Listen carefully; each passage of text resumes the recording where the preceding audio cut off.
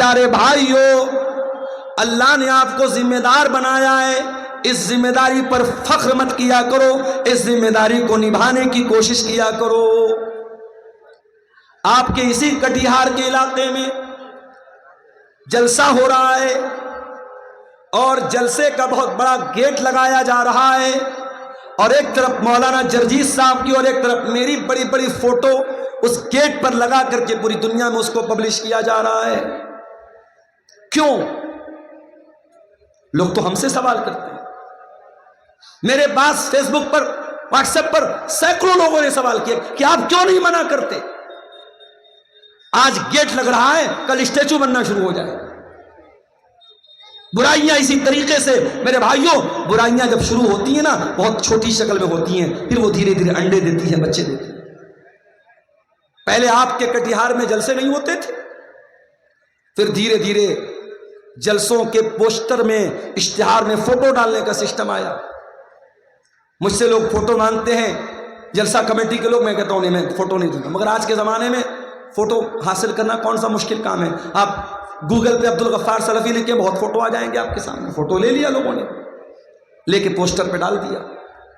اب لوگ تو مجھ سے پوچھتے ہیں عبدالغفار صاحب آپ نے کیوں پرمیشن دی، کوئی جا؟ میں نے کہا بھائی میں منع کرتا ہوں، مگر یہ جلسے والے مانے تب تو۔ اور ابھی آپ کے اسی علاقے میں پروگرام ہونے والا ہے اور بڑے بڑے گیٹ پر قد آدم سائز کا ہمارا اور مولانا جرجیس صاحب کا فوٹو لگا دیا لوگوں نے۔ اب صاحب وہ لوگ مجھ سے پوچھ رہے ہیں کہ آپ لوگ مولوی ہیں کہ نیتا ہیں؟ کیا ہیں آپ؟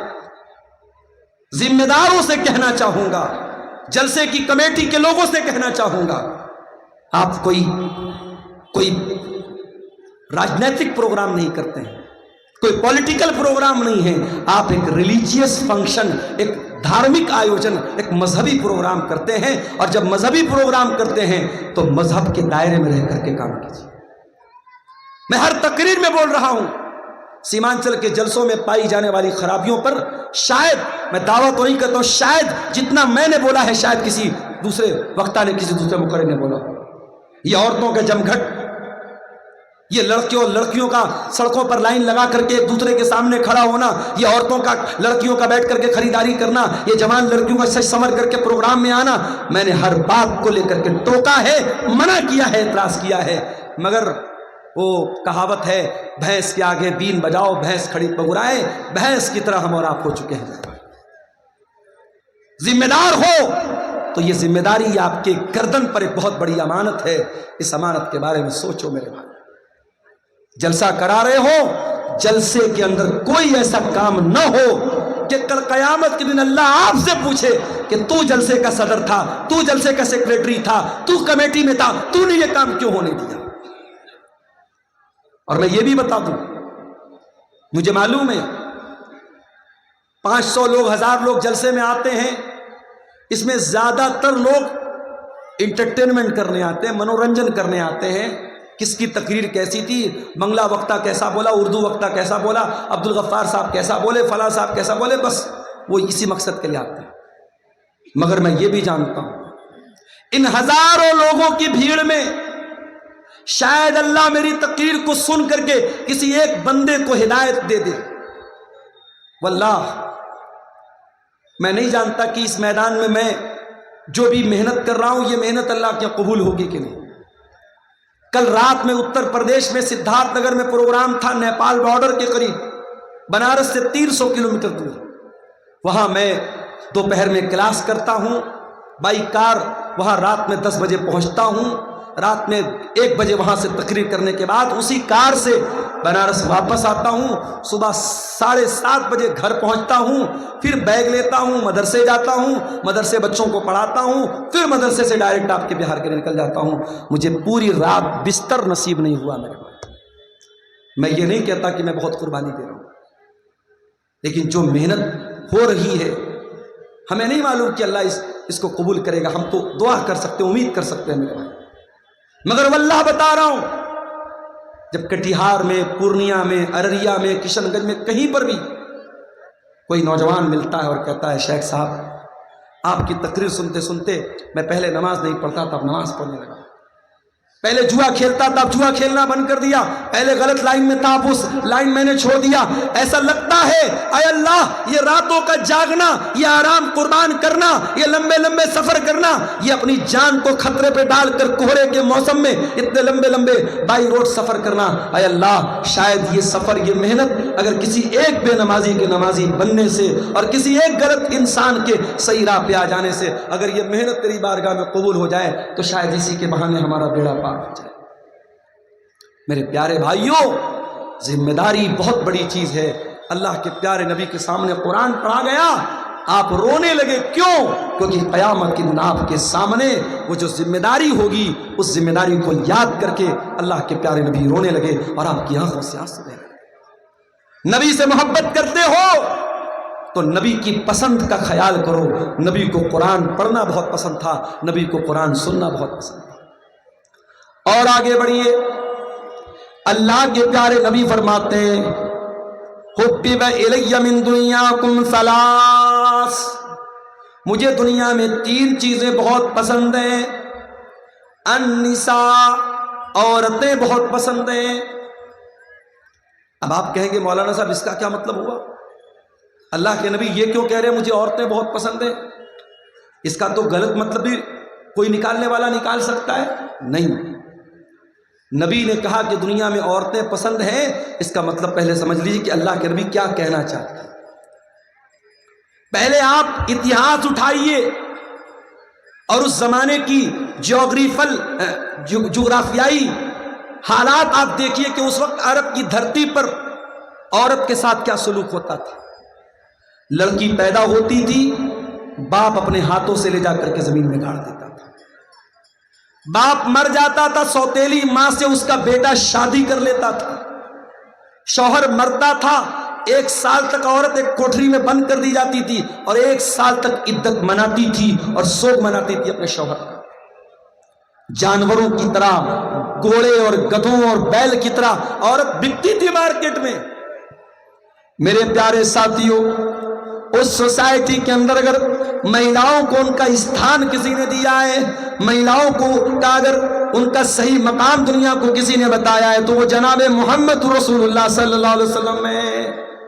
آپ نے عورت کا مقام بیان کیا، آپ نے کہا عورت اگر بیٹی ہے تو اس کا یہ مقام ہے، عورت اگر ماں ہے تو اس کا یہ مقام ہے، عورت اگر بہن ہے تو اس کا یہ مقام ہے۔ نبی نے عورت کی ہر حیثیت کو دنیا کے سامنے بیان کیا۔ اس لیے اللہ کے نبی کہہ رہے ہیں مجھے دنیا میں عورتوں کی محبت میرے دل میں ڈالی گئی ہے۔ عورت پر اتیاچار ہو، عورت پر ظلم ہو، عورت کو مارا جائے، عورت کو پیٹا جائے، یہ میرے نبی کو پسند ہے۔ دنیا میں بہت سارے بڑے بڑے لوگ آئے۔ گاندھی جی کا نام ہمارے دیش میں بہت بڑا نام ہے، گاندھی جی کو کہا جاتا ہے صاحب مہاتما گاندھی۔ بہت بڑے بڑے نام آئے۔ بڑے بڑے لوگوں کی ایک پہچان یہ ہوتی ہے کہ صاحب وہ برہمچاری ہوتے ہیں، عورت سے دور ہوتے ہیں، ان کی زندگی میں بیوی بچے نہیں ہوتے ہیں۔ ہمارے نبی نے ہم کو یہ نہیں سکھایا۔ ہمارے نبی نے شادی بھی کی، ہمارے نبی کے بچے بھی پیدا ہوئے۔ تو اللہ کے نبی کہہ رہے ہیں مجھے دنیا میں عورت بہت پسند ہے۔ النساء والطیب، اور دوسری چیز جو مجھے بہت زیادہ پسند ہے، خوشبو بہت پسند ہے۔ اللہ کے نبی کو خوشبو بہت پسند تھی، اور اسی لیے کوئی خوشبو اگر تحفے میں دے تو لے لینا چاہیے، خوشبو کا تحفہ لوٹانا نہیں چاہیے، خوشبو کا تحفہ ریجیکٹ نہیں کرنا چاہیے۔ کوئی تحفے میں خوشبو دے تو لے لینا چاہیے۔ اس کے بعد تیسری چیز کیا ہے؟ جو علت قرۃ عینی فی الصلاۃ، نماز میری آنکھوں کی ٹھنڈک ہے، نماز میری آنکھوں کی ٹھنڈک ہے۔ اب ذرا سینے پر ہاتھ رکھو، دل پر ہاتھ رکھو اور بتاؤ کل فجر، ظہر، عصر، مغرب، عشاء، 4 ٹائم کی نماز میں سے آپ نے کتنے ٹائم کی نماز پڑھی ہے؟ آپ دل پر ہاتھ رکھ کے بتاؤ۔ اگر آپ کو یہ لگتا ہے کہ نہیں مولوی صاحب میں بہت بڑا کاروباری ہوں، میں بہت بڑا بزنس مین ہوں، بہت بڑا ویاپاری ہوں، مجھے نماز پڑھنے کا ٹائم نہیں مل رہا تھا، تو معاف کرنا میرے بھائی، آپ کے کاروبار سے بڑھ کر کے نماز ہے، نماز سے بڑھ کر کے آپ کا کاروبار نہیں ہے۔ اللہ تعالیٰ قرآن کریم میں کہتا ہے میرے متقی بندے وہ ہیں، میرے پرہیزگار بندے وہ ہیں، رجال لا تلہیہم تجارت ولا بیع عن ذکر اللہ، میرے متقی بندے وہ ہیں ان کا کاروبار، ان کا لین دین ان کو نماز سے غافل نہیں کرتا ہے، وہ نماز اپنے ٹائم پر پڑھتے ہیں، کاروبار کے باوجود، لین دین کے باوجود وہ نماز کے معاملے میں کبھی کوئی لاپرواہی نہیں کرتے ہیں۔ یخافون یوما تتقلب فیہ القلوب والابصار، ان کے دل میں اللہ کا ڈر ہوتا ہے، ان کے دل میں قیامت کے دن کا ڈر ہوتا ہے۔ قیامت کے دن پہلا سوال یہ نہیں ہوگا کہ آپ کتنا پیسہ کماتے تھے، آپ کے بچے کتنے تھے، آپ کی بیوی کیسی تھی، آپ کا پریوار کیسا تھا۔ دنیا کا پہلا سوال قیامت کے دن کیا ہوگا؟ ان اول ما یحاسب به العبد یوم القیامۃ الصلاۃ، بندے سے پہلا سوال نماز کے بارے میں۔ نماز کے بغیر جنتی جنت میں نہیں جائے گا، اور بے نمازی اسی بے نمازی ہونے کی وجہ سے جہنم میں جائے گا۔ اللہ قرآن کے 29ویں پارے میں کہتا ہے جب جنتی جنت میں چلے جائیں گے، جہنمی جہنم میں چلے جائیں گے، جنتی جہنمیوں سے سوال کریں گے ما سلککم فی سقر، اے جہنمیوں تم جہنم میں کیوں آئے، تم نے کون سا ایسا گناہ کیا تھا تم جہنم میں چلے آئے؟ قالوا لم نک من المصلین، تو جہنمی جواب دیں گے ہم نماز نہیں پڑھتے تھے۔ میرے بھائیوں، اگر نبی سے محبت کرتے ہو، نبی کو نماز سے بہت محبت تھی۔ نبی جب ٹینشن میں ہوتے تھے تو بلال سے کہتے تھے یا بلال ارحنا بالصلاۃ، اے بلال نماز کے ذریعے ہمارے دل کو سکون عطا کرو۔ میرے نبی جب ٹینشن میں ہوتے تھے نماز میں کھڑے ہو جاتے تھے، مصلی پر کھڑے ہو جاتے تھے۔ نماز کے ذریعے بندہ اپنے رب سے سب سے زیادہ قریب ہوتا ہے۔ میرے نوجوان بھائیوں، جن کو جاب نہیں مل رہی ہے، جو گورنمنٹ جاب کے لیے ایگزام دے کر کے بیٹھے ہیں اور رزلٹ کے انتظار میں ہیں، جو IAS کی تیاری کر رہے ہیں، جو IPS کی تیاری کر رہے ہیں، جو UPSC کی تیاری کر رہے ہیں، جو BPSC کی تیاری کر رہے ہیں، جو نیٹ کے ایگزام کی تیاری کر رہے ہیں، دنیا کی کوئی بھی ٹینشن ہو، آؤ اللہ کی بارگاہ میں سجدہ تو کرو، اللہ کے آگے اپنا سر تو جھکاؤ، اپنے رب سے سجدے میں مانگ لو جو مانگنا ہے، اور خاص طور سے رات میں اگر ٹائم ملے تو تہجد کی نماز پڑھ دو میرے بھائیوں، اور تہجد کی نماز میں سجدے میں مانگ لو اللہ سے جو مانگنا ہے، انشاءاللہ آپ کی دعا قبول ہوگی۔ اقرب ما یکون العبد من ربہ وہو ساجد، بندہ اپنے رب سے سب سے زیادہ قریب اگر ہوتا ہے تو سجدے کی حالت لیتا ہے۔ اور آگے بڑھیے، اللہ کے نبی کو ایک چیز اور بہت زیادہ پسند تھی، اور وہ چیز کیا تھی؟ شرم و حیا بہت زیادہ آپ کو پسند تھی۔ ایک مرتبہ ایک عورت آپ کے پاس آئی، عورت کا نام تھا فاطمہ بنت عقبہ، وہ بیعت لینے کے لیے آئی۔ اس نے آ کر کے پردے کے اس پار عورت ہے، اس پار اللہ کے نبی ہیں، وہ کہتی ہے اللہ کے نبی میں بیعت کرتی ہوں۔ نبی نے کہا بیعت کرو، کہتی ہے میں بیعت کرتی ہوں۔ آپ نے کہا بیعت کرو، اللہ کے ساتھ شرک نہیں کرو گی؟ اس نے کہا ہم اللہ کے ساتھ شرک نہیں کریں گے۔ آپ نے کہا چوری نہیں کرو گی؟ اس نے کہا چوری نہیں کریں گے۔ آپ نے کہا زنا نہیں کرو گی؟ جب اس لڑکی نے، اس عورت نے زنا کا نام سنا، حدیث کے الفاظ ہیں، مسند احمد کی روایت ہے، اس عورت نے اپنے ہاتھ کو اپنے سر پر رکھا، اس کو بہت حیرت ہوئی۔ عزت دار عورت، شریف عورت، اچھے خاندان کی عورت زنا کے بارے میں سوچ بھی نہیں سکتی ہے۔ اے اللہ کے نبی، آپ مجھ سے بیعت لینا چاہتے ہیں، میں تو زنا کے بارے میں سوچ بھی نہیں سکتی۔ اللہ کے نبی کو اس عورت کا انداز بہت پسند آیا۔ آپ نے حضرت عائشہ سے کہا کہ دیکھو کتنی شریف عورت ہے، کتنی عزت دار عورت ہے۔ زنا کا نام آیا تو اس نے فوراً سر پر ہاتھ رکھ لیا۔ اس کے لیے یہ تصور کے باہر کی بات ہے، یہ سپوز بھی نہیں کر سکتی، یہ سوچ بھی نہیں سکتی کہ زنا کرے گی وہ عورت۔ اور آج حالات کیا ہیں؟ آج حالات یہ ہیں کہ پہلے کے دور میں پورے گاؤں میں، پورے علاقے میں اگر کسی کے بارے میں یہ سن لیا جائے کہ وہ غلط کام کر رہا ہے یا وہ لڑکی غلط کام کر رہی ہے، پورا گاؤں تھوکتا تھا اس لڑکا اور لڑکی کے اوپر۔ اور آج حالات یہ ہے میرے بھائی، حالات یہ ہے، گرل فرینڈ بوائے فرینڈ یہ کلچر عام ہوتا چلا جا رہا ہے، اور آج زناکاری اور بدکاری کو پروموٹ کیا جا رہا ہے۔ آج ریلوے اسٹیشن پر چلے جاؤ، بڑے بڑے پارکوں میں چلے جاؤ، بڑے بڑے ہوٹلوں میں چلے جاؤ، مسلمان لڑکیاں مسلمان لڑکے آپ کو اس لعنت میں، اس برائی میں، اس دلدل میں مبتلا نظر آئیں گے میرے بھائی۔ زنا سے اپنے آپ کو بچاؤ میرے بھائیوں۔ اللہ کے نبی بے حیائی کو بہت زیادہ ناپسند کرتے تھے اور حیا کو بہت زیادہ پسند کرتے تھے۔ اور آگے بڑھیے، اللہ کے نبی کو ایک چیز اور بہت زیادہ پسند تھی، اور وہ چیز یہ تھی کہ اللہ کے پیارے نبی کبھی کسی کو نہ نہیں کرتے تھے، سخاوت بہت کرتے تھے اللہ کے نبی، بہت سخی تھے آپ، بہت پیسے والے تو نہیں تھے، بہت دولت والے تو نہیں تھے، مگر جتنا اللہ نے نوازا تھا آپ اللہ کی راہ میں خرچ کر دیتے تھے۔ اپنے انتقال سے ایک دن پہلے اللہ کے نبی نے اپنے سارے ہتھیار مسلمانوں کو دے دیے، جو بھی تیر تھے تلوار تھے سب مسلمانوں کو ہبہ کر دیے، دے دیے۔ آپ کے گھر میں 7 دینار رکھے ہوئے تھے، آپ نے ان 7 دیناروں کو صدقہ خیرات کر دیا۔ اپنے لیے کوئی زمین نہ اکٹھا کی، اپنے لیے کوئی جائیداد نہ بنائی، کوئی پراپرٹی نہ بنائی۔ ایک مرتبہ ایک صحابی نے آپ کے قیمتی چادر لا کے دے دی۔ اس وقت اللہ کے نبی کو اس چادر کی ضرورت بھی تھی اور آپ کو وہ چادر بہت پسند بھی تھی۔ آپ نے اس چادر کو اپنے بدن پہ اوڑھ لیا۔ ایک دوسرے صحابی آئے، کہنے لگے اللہ کے نبی اگر آپ برا نہ مانے تو یہ چادر مجھ کو دے دیں۔ صحابہ کرام کو بہت برا لگا کہ اللہ کے نبی کو اس چادر کی ضرورت بھی ہے اور اللہ کے نبی کو وہ چادر پسند بھی ہے، اور صحابی جانتے ہیں کہ اللہ کے نبی کسی کو نہ نہیں کرتے، پھر وہ چادر مانگ رہے ہیں۔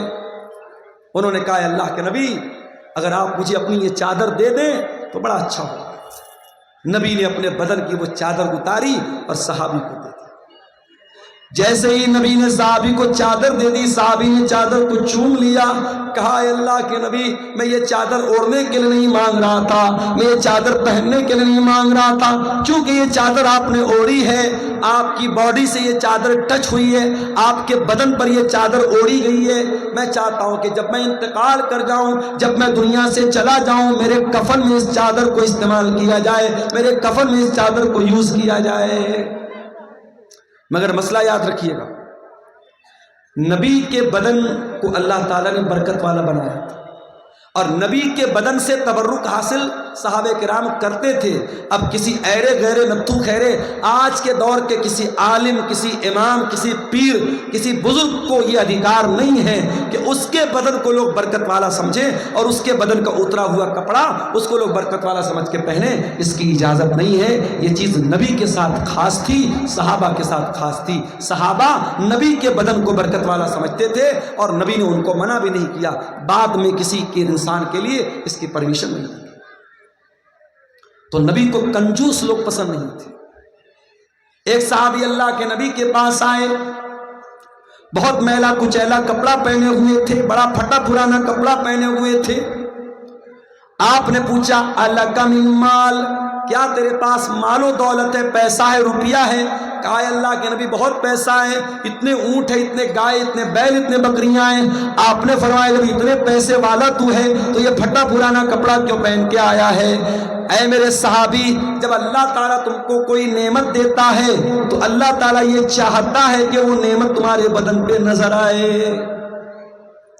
کچھ لوگوں کو میں نے دیکھا سرکاری نوکری کر رہے ہیں، مدرسے میں، اسکول میں، 50,000 60,000 روپیہ مہینہ تنخواہ ہے، مگر ان کی نیت میں اتنی کنجوسی ہے 10 روپے کی چائے پلانا بھی ان کے لیے بہت مشکل ہے۔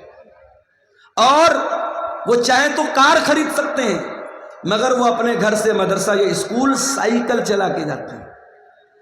یعنی ایک انسان 5,000 روپیہ مہینہ کما رہا ہے، اس کے مقابلے میں یہ 50-60,000 روپیہ مہینہ کما رہا ہے۔ اس کا لائف اسٹائل اور اچھا ہونا چاہیے، مگر یہ اور کنجوس ہوتا چلا جاتا ہے۔ یاد رکھو میرے بھائی، اگر اللہ تعالیٰ آپ کو نعمت دیتا ہے، اگر اللہ نے آپ کو دولت والا بنایا ہے تو آپ کی ویش بھوشا سے، آپ کے کپڑے سے، آپ کی ڈریس سے یہ پتہ لگنا چاہیے کہ ہاں اللہ نے آپ کو نوازا ہے۔ یہ اسلام میں کوئی اچھی چیز نہیں ہے کہ آپ پیسے والے ہیں اور پھٹا پرانا میلا کچیلا کپڑا پہنے۔ اس بات کی اسلام کے اندر اللہ کے نبی نے اس کو پسند نہیں کیا ہے۔ نبی نے پسند کیا کیا ہے؟ جب اللہ تعالیٰ نے آپ کو کوئی نعمت دی ہے تو وہ نعمت آپ کے اوپر نظر آنی چاہیے۔ اسی طریقے سے میرے بھائیوں، اللہ کے نبی کو ایک چیز اور بہت زیادہ پسند تھی، اور وہ چیز یہ تھی کہ آپ آخرت کی نعمتوں کو پانا چاہتے تھے اور دنیا کی نعمتوں سے بس ضرورت بھرا فائدہ اٹھاتے تھے۔ دنیا سے آپ دل نہ لگاتے تھے، دنیا سے بہت زیادہ آپ رشتہ نہیں جوڑتے تھے۔ اس کی 2-3 مثالیں آپ کے سامنے بیان کر دیتا ہوں۔ اللہ کے پیارے نبی کے پاس ایک مرتبہ صحابہ کرام آتے ہیں، چٹائی پر اللہ کے نبی لیٹے ہوئے ہیں اور چٹائی کے نشان آپ کے باڈی کے اوپر، آپ کے شریر کے اوپر پڑے ہوئے ہیں۔ صحابہ کرام اپنے نبی کی یہ حالت دیکھ کر کے تڑپ جاتے ہیں۔ صحابہ کرام کہتے ہیں لَوِ اتَّخَذْنَا لَكَ وِطَانًا یا رسول اللہ، اے اللہ کے نبی آپ ہم کو اجازت دے دیں، ہم آپ کے لیے آرام دہ گدے کا انتظام کر دیں، بستر کا انتظام کر دیں۔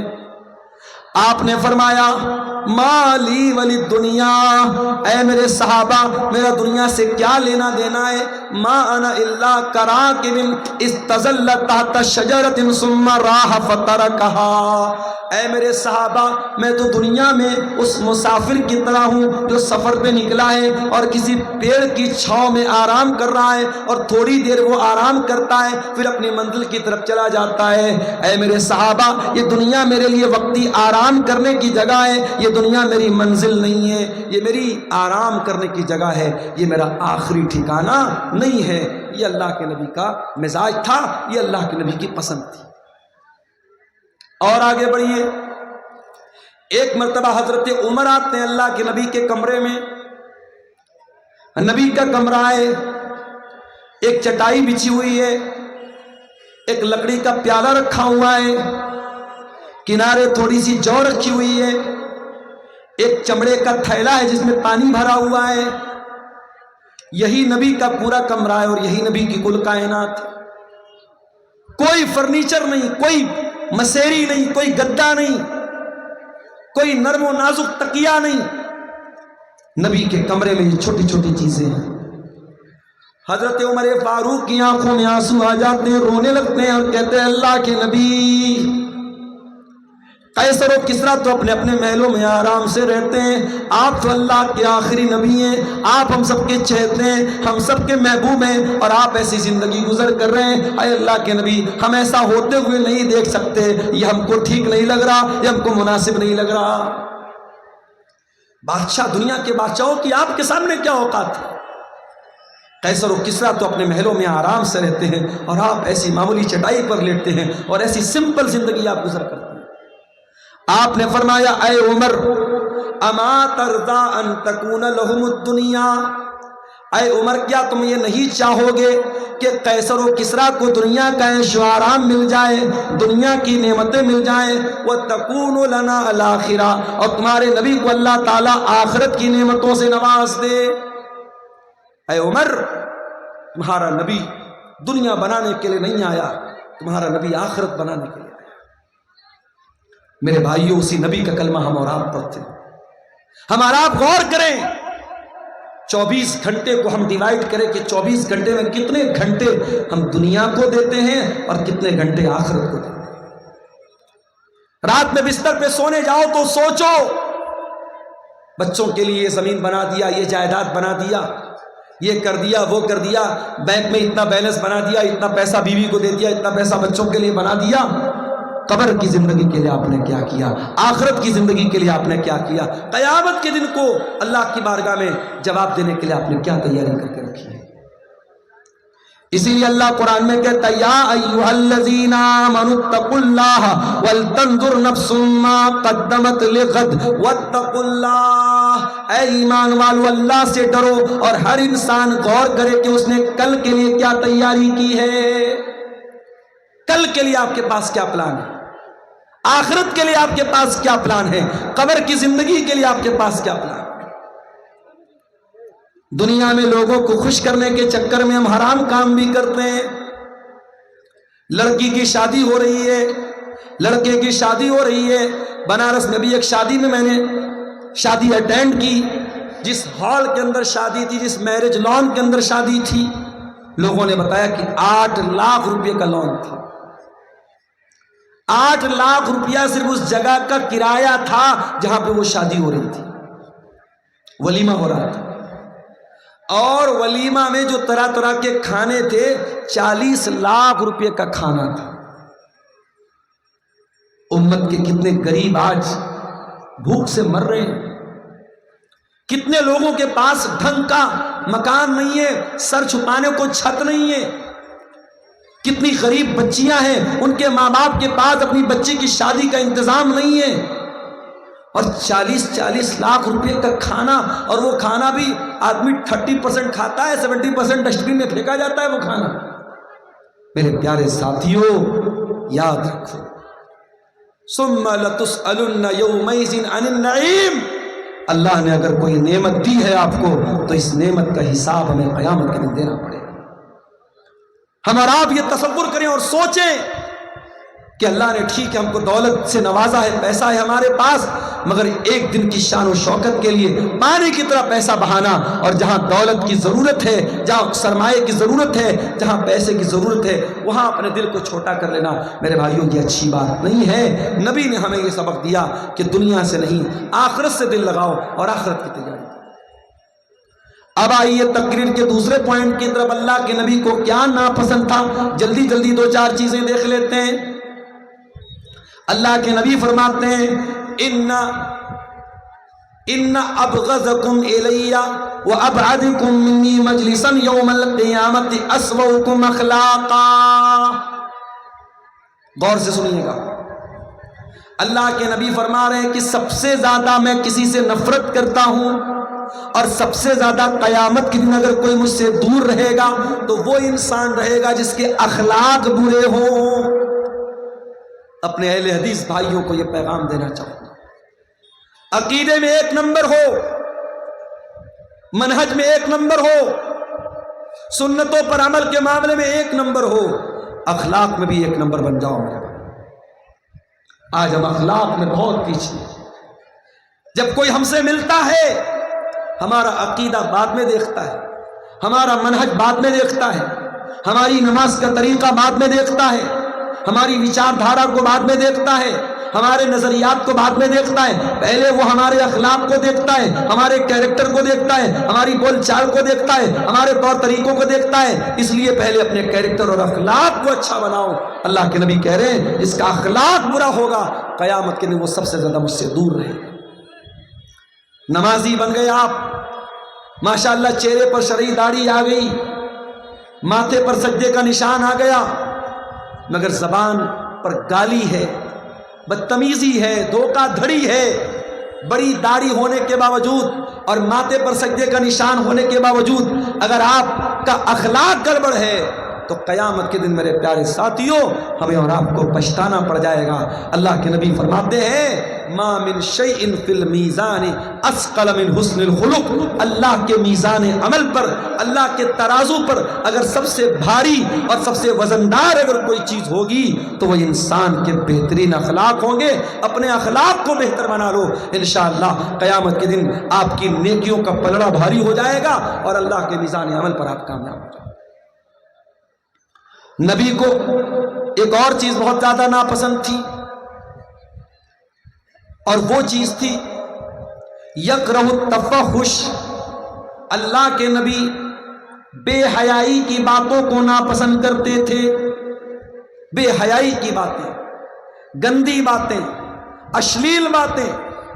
نبی اپنی زبان سے کبھی گالی نہیں نکالتے تھے. کبھی گالی کے جواب میں بھی آپ نے گالی نہیں دی. کبھی کوئی پرائیویٹ ٹائپ کی بات آئی، کبھی میاں بیوی کے بیچ کے رشتے کی بات آئی تو نبی نے وہاں پر بھی بہت ہی ہلکے الفاظ استعمال کیے. اپنی زبان کو آپ نے آلودہ نہیں ہونے دیا. اس نبی کی ہم امتی ہیں. ہم اور آپ بھی اپنے آپ کو اشلیلتا سے بچائیں، اپنے آپ کو بے حیائی سے بچائیں. آج ہمارے نوجوانوں کا بہت بڑا مسئلہ یہی ہے میرے بھائی. चाहे वो नौजवान लड़के हो चाहे वो लड़कियां हो। आज हालात ये हैं, 8-8, 9-9 साल के लड़के और लड़कियों को ये सोशल मीडिया, ये व्हाट्सएप, ये इंस्टाग्राम, ये फेसबुक, ये यूट्यूब हमारे नौजवानों को बेहया बना रहा है। और हमारी जो नई नस्ल तैयार हो रही है, ये नई नस्ल बेहया बन रही है। ये वक्त के पहले बालिग हो रही है, ये टाइम के पहले एडल्ट हो रही है, और ये हर एतबार से शर्म व हया से दूर हो रही है। मेरे प्यारे साथियों, अल्लाह के नबी ने फरमाया, अल हयाउ वल ईमान कुरिना जमीआ, हया और ईमान दोनों का रिश्ता चोली दामन का रिश्ता है, दोनों एक दूसरे के साथ जुड़े हुए हैं। जब हया निकलती है तो ईमान निकल जाता है, जब ईमान निकलता है तो हया निकल जाती है। इसलिए मेरे प्यारे साथियों, हम हया वाले बने, हम शर्म वाले बने। एक आखिरी बात बयान करके बात ख़त्म करता हूँ। अल्लाह के प्यारे नबी को एक चीज़ और बहुत ज़्यादा पसंद थी, और वो ये चीज़ ये थी कि आपके ऊपर कसरत से दरूद पढ़ा जाए, अल्लाह के नबी के ऊपर दरूद पढ़ा जाए। फरिश्ता आता है और कहता है, क्या अल्लाह के नबी, क्या आप इस बात को पसंद करेंगे कि कोई आपके ऊपर दरूद पढ़े और अल्लाह ताला दरूद पढ़ने वाले के ऊपर 10 रहमतें नाजिल करे? अल्लाह के नबी ने कहा कि हाँ, मैं ये बात पसंद करता हूँ। नबी को ये बात पसंद है कि नबी का उम्मती नबी पर दरूद पढ़े। मेरे प्यारे साथियों, हम और आप अपने नबी पर कसरत से दरूद पढ़ें। हमारे एक वो भाई हैं जो बिदअती हैं, जो बिदअत के काम करते हैं, उनके यहाँ गड़बड़ी ये आई कि उन्होंने दरूद के उल्टे सीधे तरीके निकाले, दरूद के उल्टे सीधे अल्फाज निकाले, अपने मनमाने तरीके उन्होंने दरूद के निकाले। और हमारे यहाँ गड़बड़ी ये आई कि हमें जो दरूद जितना पढ़ना चाहिए उतना दरूद हम नहीं पढ़ते। कम से कम हमारे प्यारे नबी सल्लल्लाहु अलैहि वसल्लम का नाम आए तो कम से कम सल्लल्लाहु अलैहि वसल्लम ज़रूर पढ़िए। और जब जुमा का दिन आए तो कसरत से मेरे प्यारे साथियों आप अल्लाह के नबी के ऊपर दरूद पढ़िए। नबी को अपने ऊपर दरूद पढ़ने वाला बहुत पसंद था। और अल्लाह के नबी ने फरमाया कि 5 टाइम की जब अजान होती है, अगर कोई इंसान अजान का जवाब देता है और अजान के बाद दुआ पढ़ता है, अल्लाहुम्मा रब्ब हाज़िही दावति ताम्मा वस्सलातिल काइमा आति मुहम्मदनिल वसीलत वल फदीला वबअथहु मकामम महमूदन लज़ी वअदता, अगर ये दुआ पढ़ता है और अल्लाह के नबी सल्लल्लाहु अलैहि वसल्लम के ऊपर दरूद पढ़ता है, अल्लाह के नबी कहते हैं हल्लत लहू शफाअती, क़यामत के दिन उस इंसान को मेरी शफाअत नसीब होगी, मैं उस इंसान की शफाअत करूँगा। मेरे प्यारे साथियों, नबी की पसंद और नापसंद के इस मौजू पर ये चंद बातें मैंने आपके सामने रखी हैं। और जाते जाते मैं यही आपसे गुजारिश करूँगा कि आप नबी से मोहब्बत करते हैं तो नबी की पसंद और नापसंद का ख्याल करें।